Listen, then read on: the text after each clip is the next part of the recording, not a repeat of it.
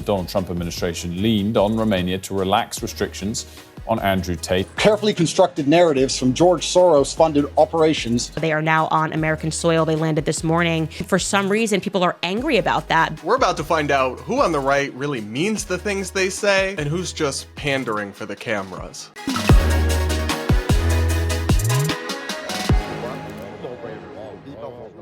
We're going to break down the sickening return of alt-right pornographer Andrew Tate to America and what it reveals about who really believes the things they say they believe and who doesn't on the modern right in American media. All this and so much more on today's episode of the Brad vs. Everyone podcast, my daily show where we take on the craziest ideas from across our politics, the media, and the internet, all from an independent perspective. Up first, we've got to talk about a story which, fair warning guys, is pretty dark and will contain discussion of some very violent and sexual themes because the person we're talking about is pretty closely tied up with some allegations and some comments around those themes, and that person is Andrew Tate. For those of you that don't know him, he started out as kind of part of this alpha male red pill movement and had kind of a moment in about 2022 where he was constantly going viral on TikTok. He was influencing generations of young men with views about women and dating that many think, myself included, promoted some good ideas and some incredibly toxic ones about masculinity and how to treat women. But then things started to unravel for Tate as countless allegations of wrongdoing, sexual misconduct, sexual abuse, human trafficking, and much more were made against him, initiating legal proceedings in both Romania, where he had moved, and in the United Kingdom, and clip after clip of him admitting to horrible things that are not criminal, as well as many actual criminal acts that he's just openly, brazenly admitted to on camera over the years. Clips started to recirculate, and he ended up having quite the downfall. But he's now back in America, potentially due to influence from the Trump administration. Take a listen to some reporting from Sky News. Tate brothers, Andrew and Tristan, have left Romania. It comes after the Donald Trump administration leaned on Romania to relax restrictions on Andrew Tate and his brother Tristan. It was claimed that Mr. Trump's special envoy, who admits supporting the Tate brothers, personally intervened after American officials requested their passport be returned. The pair had been released from house arrest, but had not been allowed to leave the country until, according to reports today. And here's what Tate himself had to say to reporters. I think it's extremely important that we stop allowing media spin, wrap-up smears, lies, or carefully constructed narratives from George Soros-funded operations trying to destroy the reputations of good people who have no intention to do anything other than follow the law. Well, guys, I am not, in fact, a George Soros-funded media operative, but I do have some incredibly serious concerns about this man and what efforts, if any, from the Trump administration may have gone towards getting him released and coming back to the United States and potentially escaping legal accountability in Romania, where very serious criminal charges corroborated by many of his own admissions on camera do continue. And I do not, in fact, consider him an upstanding citizen or a good person, which I think if you just listen to the things he himself has said over the years, even the criminality aside, is pretty obvious. And we'll get into all of that. First, though, President Trump was asked about this and suggested that he didn't know what had happened here. President Trump, Andrew and Tristan Tate landed in Florida today on a private jet after being released from custody in Romania. They are accused rapists, human traffickers, not thought of as good people in many circles. Did your administration pressure the Romanian government to release them, and if so, why? I know nothing about that. I don't know. You're saying he's on a plane right now? He's back. They already did. Yeah, I just know nothing about it. We'll check it out. We'll let you know. I hope that this is the truth and that President Trump didn't have anything to do with this, because he promised to stop criminals from coming into our borders. And to be fair, illegal crossings at the southern border are way down under his administration. But he promised to stop letting criminals into the country, not facilitate the entrance of an alleged sex criminal and self-professed pimp and pornographer like Andrew Tate to come back to the US where he can potentially harm more women. Now, I'll explain who I think may be behind this, if the Trump administration is involved, if not the president, some of his aides, after a quick message from today's sponsor. Eating healthy is a challenge for me, but I'm determined to feel better and take charge of my health in 2025. That's why I'm excited to share today's sponsor, Lumen. Lumen is an amazing tool that helped me feel better in my body, increase my energy levels, and maintain a healthy weight. Lumen is the world's first handheld metabolic coach. It's a device that measures your metabolism through your breath, and on the app, it lets you know if you're burning fat or carbs and gives you tailored guidance to improve your nutrition,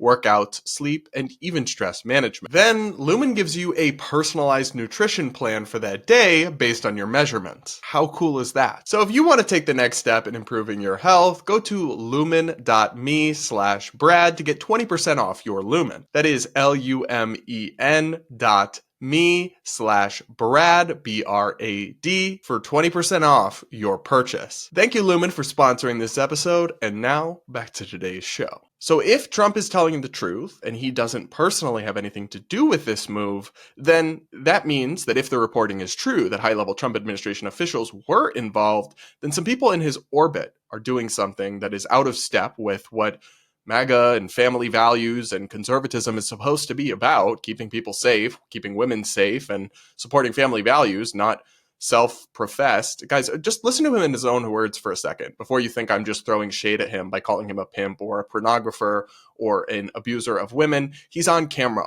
openly admitting to all of the above over and over and over again. Take a listen. Clever. Clever. That teaches basically how I got girls, how I met girls, how I got girls to like me, how I got girls to fall in love with me to work on webcam for me. Because that's what I did. That was my MO, was find girls, make them love me, and make them work for me. And that's how I got rich. When I grab you by your neck and you start annoying me, trying to resist, and I just, and then I grab you by your neck again. Then what the f*** are you gonna do when your face is collapsed and your fucking cheekbone's broken? You ain't gonna do shit but cry. If a girl comes at you, you cheater, you're cheating. It's bang out the machete, boom in her face, and then grip her up by the neck. Like, shut up, bitch! Slap, grab, choke, shut up, bitch, sex. These are the basic moves of pimp. Yet, despite this, Trump's lawyer, Alina Habba, was recently on the Benny Johnson show on YouTube and described herself as a huge fan of Andrew Tate. Take a listen to that. Hi. Hello, Alina. Hi. Hello. Nice to meet you. I'm a big fan.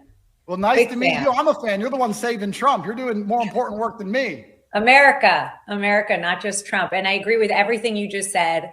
And I think that your anger is the same that President Trump has for our country. And the time is now for us to stop being wimps. I think that's exactly the right sentiment. And I also have to say that I sympathize with you, because I think you go through a lot of the same show me the person, I'll find the crime that President Trump has gone through. Other figures in Trump world also have indicated support for Tate in the past, which again is very concerning to me because I just think it's totally out of step with the values they're supposed to be defending and rallying behind. So for now, I'll just say this. If the Trump administration really did work to help get Tate released, help him escape legal accountability in Romania and come back into the country, that would be an absolute disgrace. And it would be a betrayal of everything Republican voters believe in, like the rule of law and family values, just to help an extremist influencer who's openly anti-Semitic and unhinged online just because what? He supports Trump? And guys, for a minute, just forget the very serious and well-substantiated criminal allegations against Tate, not just in Romania,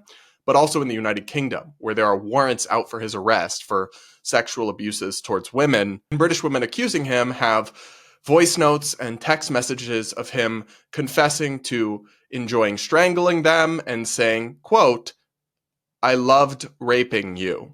Am I a bad person? Because the more you didn't like it, the more I enjoyed it. I loved how much you hated it. Turned me on.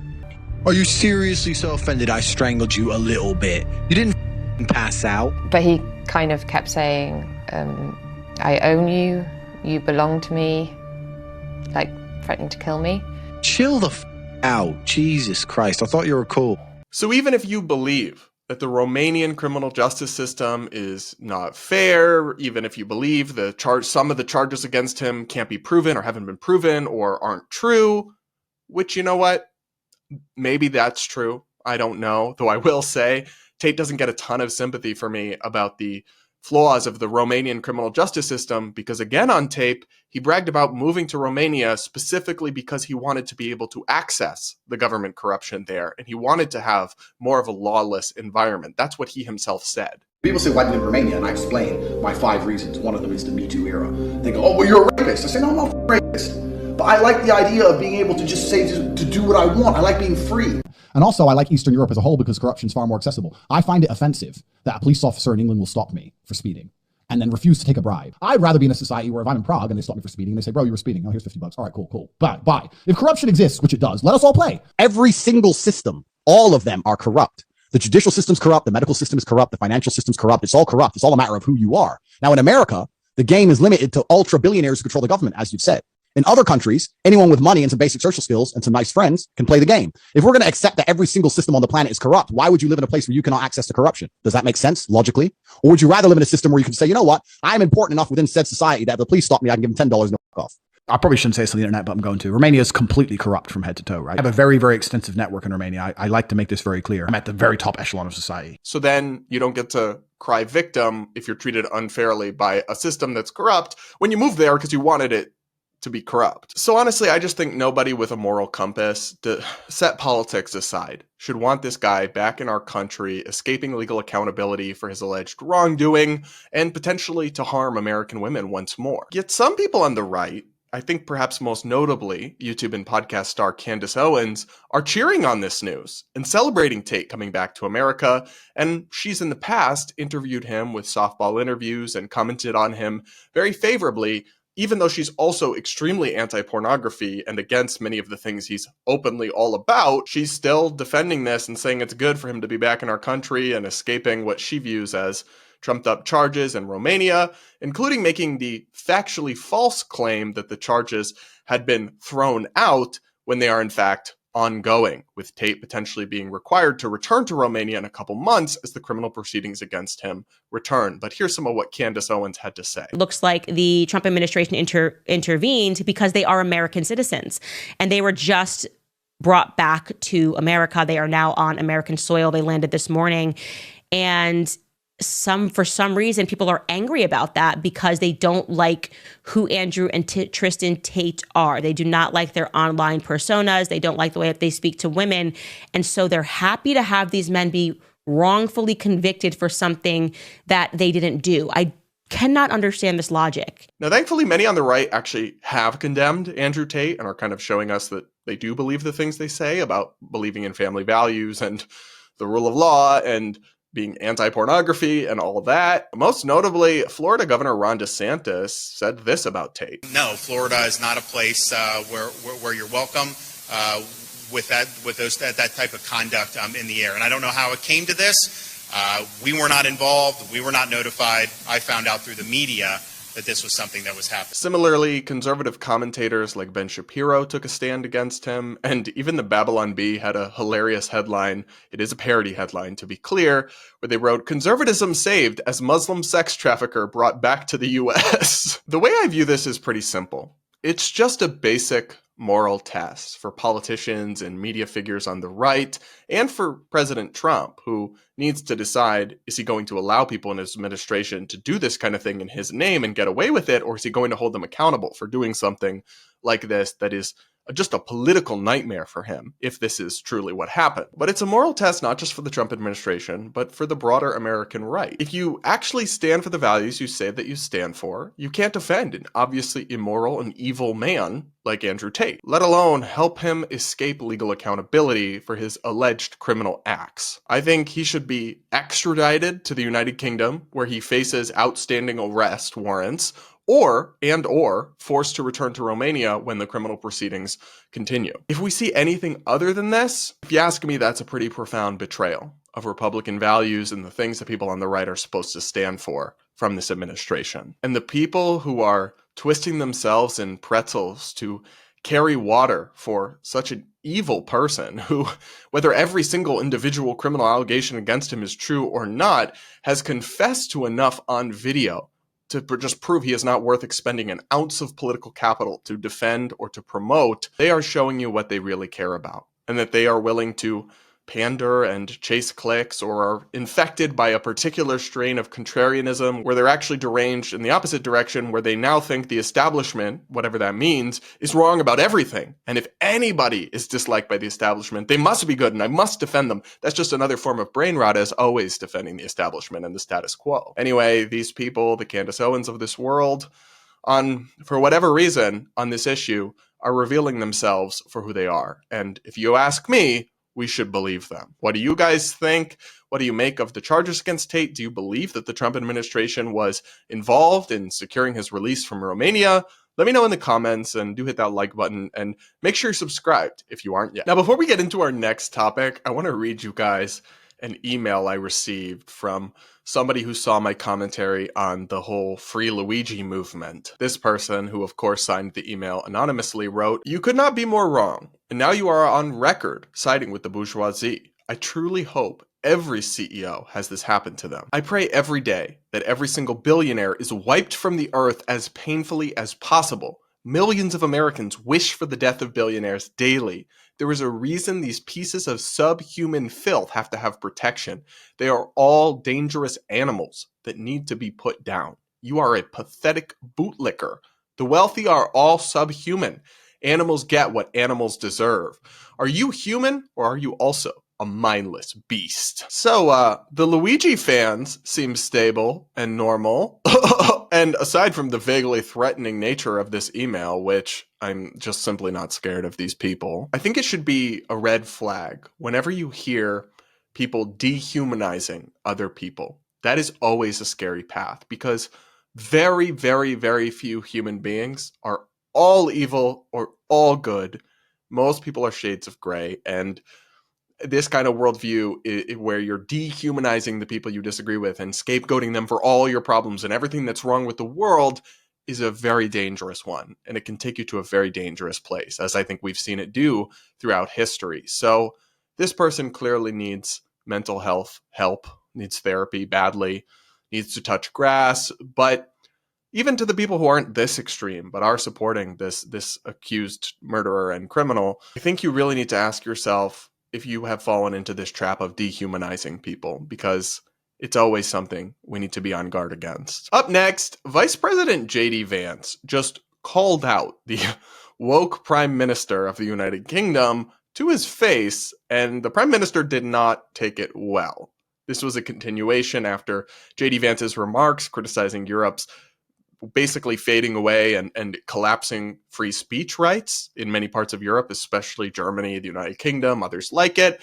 A little while back, JD made a speech saying this, and now he was at an event sitting right next to the Prime Minister of the UK and said it to his face. Take a look at this, which I thought was kind of baller from JD.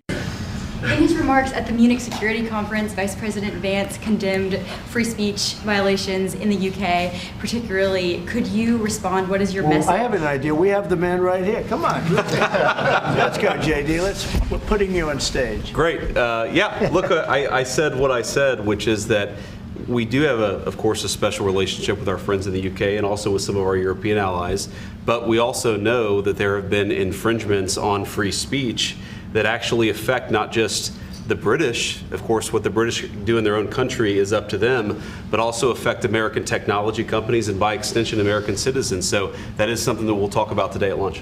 We've had free speech for a very, very long time in the United Kingdom, and it will last for a very, very long time. Well, no, I mean, certainly we wouldn't want to reach across US citizens, and we don't, and that's absolutely right. But in relation to free speech in the UK, I'm very proud of our history there. We discussed all this stuff. So Keir really thought he ate with that. Oh, we have free speech and we have had it and we will have it for a very long time. Except for the fact that you basically don't anymore, and you are constantly doing dystopian things to your own citizens that are acts of blatant censorship. The Nonpartisan Foundation for Individual Rights and Expression, FIRE, which I do work with, disclaimer, pointed this out on Twitter, and they wrote, Prime Minister Keir Starmer says he's very proud of the UK's free speech. It may be news to him then that 2 people were arrested just this month in the UK for what looks like blasphemy violations. And they shared news reporting about a man who was arrested after a live video where he burned the Quran in Manchester. And the subheading is, presumably from some government authorities, we understand the deep concern this will cause within some of our diverse communities. So yeah, free speech, as long as you don't, what, offend Muslims? That's not free speech, babe. That's actually kind of the opposite. And we've seen them literally arresting people, showing up at people's homes, imprisoning people over offensive things they say on social media. I mean, do we have free speech in the United Kingdom? I mean, not nearly as free as I would like it to be, and I think many people have realised we've got a major problem with censorship in this country. Just over the course of recent years, it's estimated that about 9 people a day are being arrested for quote-unquote grossly offensive speech under the Communications Act. We've seen literally hundreds of thousands of people have themselves logged on lists of non-crime hate incidents, including school children for calling each other names on the playground. Just before JD Vance made those explosive comments at the Munich Security Conference, we had our second arrest in as many weeks for burning the Quran, which has suddenly been redefined, it seems, under police guidance as a form of hate crime. So to pretend that there is not a problem with free speech in this country is to just ignore the evidence of your own eyes at this point. And also, of course, right off the back of this grandmother having the police turn up at her door because she'd posted something on Facebook calling for the sacking of a couple of Labour councillors. I mean, any country where that happens can't claim that they've got a proper free speech. So no, you do not have free speech, and you can try to act like you do and just gaslight us, but we have eyes and we can see. Anyways, I just thought that JD Vance kind of cooked in this clip, and it was nice to see these people called out to their face for once, because they get away with so much, and a lot of times media figures will just kind of kowtow to them or very gently ask them things. And to see JD just be like, no, you censor your people and it sucks and you should stop, and point out how it does affect America. We do have a very close relationship. So Keir can say, well you wouldn't want us reaching into your affairs. Yeah, but babe, that you don't seem to get the power distinction here. We don't need you. You need us. So we get to have a say, and you don't get to have a say. That's how this works. I'm sorry to my UK people. I love the UK. I love your culture.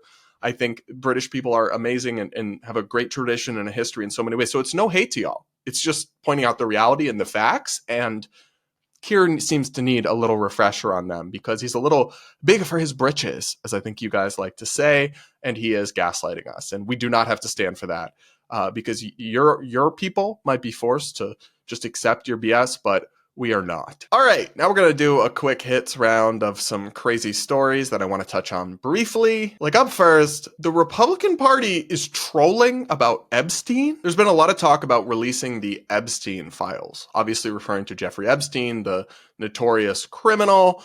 And Trump did promise to release these files. There's been kind of a whole brouhaha about that. But I want to just show you one post. This came from the House Judiciary GOP. So one of the most important committees from their official account for congressional Republicans tweeted, breaking, Epstein files released, with a link. So naturally, I was like, whoa, big deal. And I clicked the link. It took me to a Rick roll. Seriously, it took me to the Rick Astley video, Never Gonna Give You Up. So we have an official account for the House GOP, one of their most important committees, trolling people with fake information about a massive criminal conspiracy that harmed a ton of children. I'm sorry, but what on earth is wrong with this party? Where did the serious people go? Like, who put clowns in charge? This is just one example, but you see this kind of thing all the time.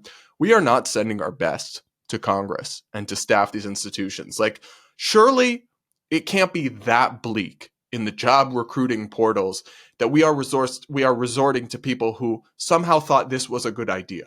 Imagine being a victim or a member, you have a family member who's a victim and you see this and you wanted accountability for so long and to know who was involved with this travesty, and you click on this and you get freaking Rick rolled by the government. This isn't some conservative influencer or some person who's just like trolling and having fun. It's the House GOP Judiciary Committee official account. Jim Jordan or whichever congressman is in charge of this needs to take some accountability, and there need to be heads that roll, but there won't be, because clownish behavior is just fine in our politics now. On the Democratic side and the Republican side, the serious people have left the chat, if we're being honest, most of them. And what we're left with is an embarrassment. It's just pathetic. Up next, this clip of View host Sunny Hostin talking about DEI made me roll my eyes so hard I think I gave myself a headache. Take a listen. When I hear someone say, I'm against diversity, equity, and inclusion, it gives me great pause, because it makes me feel that you don't want diversity, equity, and inclusion. And the Republican Party and the conservatives have done a great job of bastardizing that term. And I think it needs to be retaken and explained. She really thought she cooked. She really thought she just did her big one, dropped the mic, made the most amazing point. If you're against DEI, that means you're against diversity, equity, and inclusion. Yeah, babe, because never in the history of humanity has anybody ever named anything something that sounds good, but the thing isn't actually good. How could you be against Chairman Mao's Great Leap Forward, where millions of people died? They were just leaping forward. They were making progress. It's in the name. How could you be against the Patriot Act, allowing the government to spy on Americans? Aren't you a patriot? Don't you love America? You see how stupid this is now? So look, I think diversity is in many ways a good thing. Having different types of people from different backgrounds with different experiences, sure, that's great. Inclusion, I think, can go too far. Not everyone needs to be included in everything. But yeah, generally speaking, we want to have an inclusive society. But just because the things associated with diversity and inclusion are called that doesn't mean they actually are that and are good. For example, the blatant discrimination against white people as a result of some DEI programs, or against Asians in higher education admissions, that is labeled diversity and inclusion, but it's actually the opposite. So you see how people could still be against it, babe? And then equity is actually something that even on its face value, I don't support, and many people don't support. I support equality of opportunity, and equal treatment, which equity is explicitly against that. It's explicitly something different. Equality of outcomes, leveling the scales through reverse discrimination. That is what is meant by equity. And so no, I don't support equity. And I don't care if you act like that's outrageous. It's not. It's just amazing to me. I understand how people could have a different view on DEI than I do and have an intelligent view that they've come to. I don't understand how somebody can be paid millions of dollars to be a professional political thinker and commentator, and yet this is the level of analysis they're capable of engaging in. It's actually embarrassing. Up next, this federal worker says getting an email is harassment. The email that came out wanting us to justify our jobs with 5 things we did last week was on Saturday night. Yeah. And I was literally working on Saturday night to make up for all the distractions I had had the previous week, which came from the executive branch. And so I'm working, trying to catch up on things, and then I get that email on top of it. It's very hard to keep your train of thought when you're getting threatened and harassed like that. I have absolutely nothing against federal workers. I know some of them work very hard, and some of their jobs are important, although a fair number of their jobs should not exist. But y'all are never, and I repeat, never going to convince the public that somebody sending you an email asking you for 5 things you did. This was sent to them on Saturday night. They had until Monday at 5 p.m. Eastern to reply, is harassing or threatening you. The audacity and the privilege is off the charts. Tell me you've never had a real job without telling me you've never had a real job, babe. It is just blatantly insulting to Americans to act like extremely normal accountability practices are abuse now for government workers. You're not special. You don't get to be treated with kid gloves and just have jobs at taxpayer expense with no accountability. Now, look, maybe in some ways this isn't really going to work out. Are they really going to be able to go through millions of responses and analyze them all correctly? Probably not, but they can at least have a vibe check of, are you answering emails? Are you receptive and responsive to accountability? It is not. It might not be the smartest idea in the world in some ways, but it's not outrageous or abusive or harassment. And y'all are digging yourself a hole, going on national television and saying stuff like this. It is the opposite of helping your cause. All right, everybody, that's it for this episode of the Brad vs. Everyone podcast. Thank you so much for tuning in. Please do make sure you're subscribed if you aren't yet. Do hit that like button before you go. Thanks again to today's sponsor, Lumen, and we'll talk again real soon.